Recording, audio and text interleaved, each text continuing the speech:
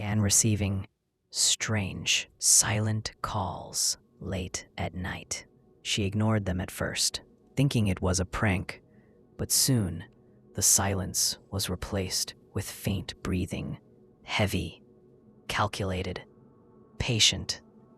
Each night, the calls came earlier, closer, sometimes while she slept.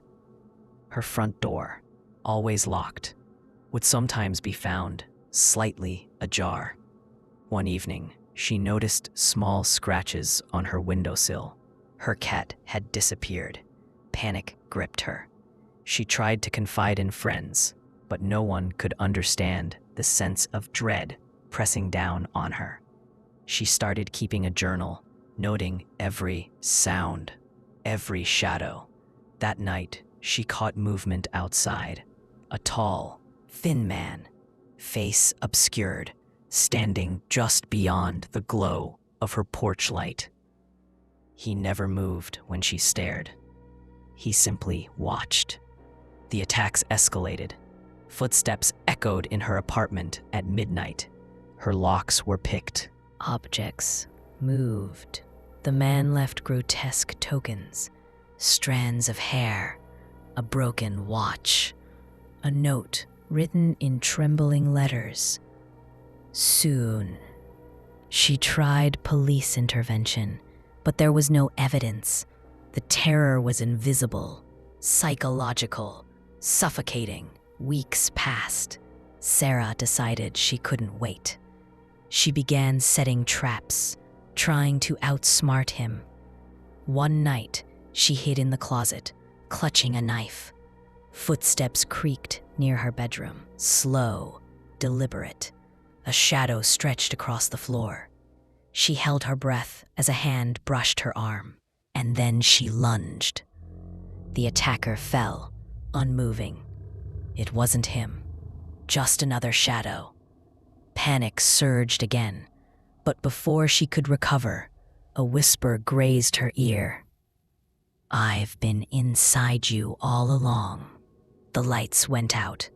Her apartment felt alive. Every corner contained his presence. And then she saw it. A figure standing in her bedroom doorway.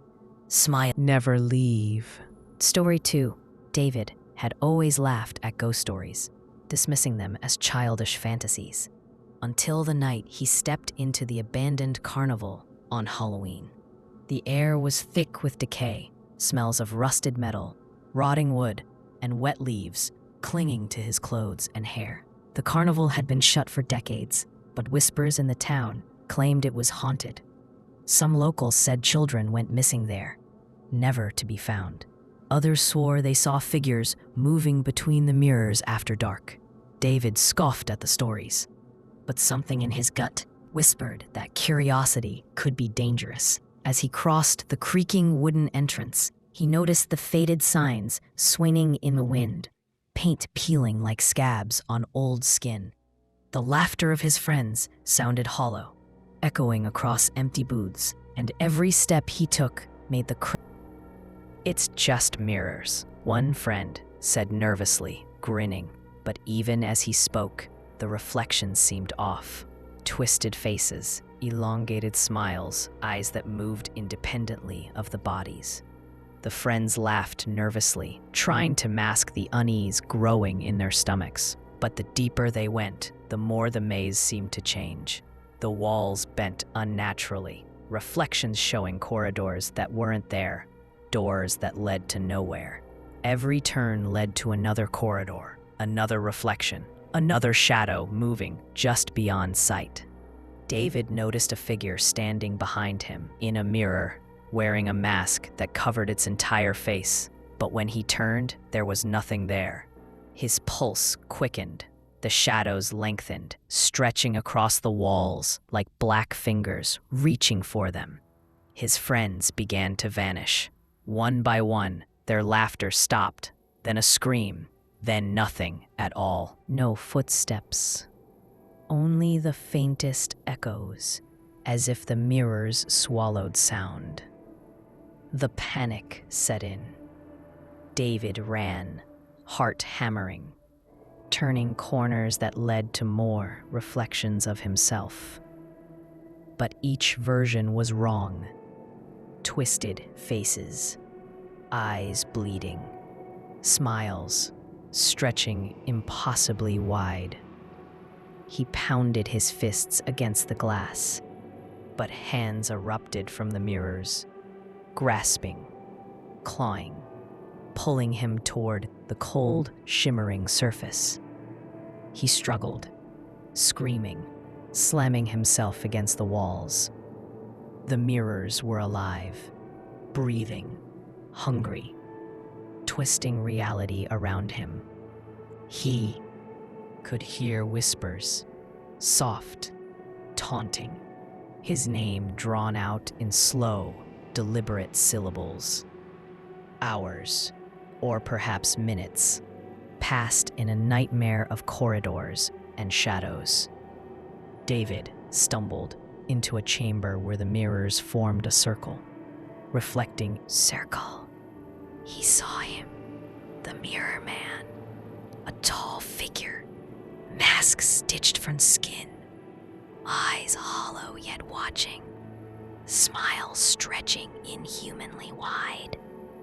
He moved with unnatural speed, appearing closer every time David blinked. The figure whispered secrets only David knew, taunting him about his fears, failures, hidden sins, his deepest regrets. The corridor seemed to stretch endlessly, the ceiling dropping, then expanding, disorienting him. The walls reflected not his friends, but grotesque versions of them, screaming silently, trapped in the glass. David realized he had entered a world outside of reality, a reflection realm where the Mirror Man ruled.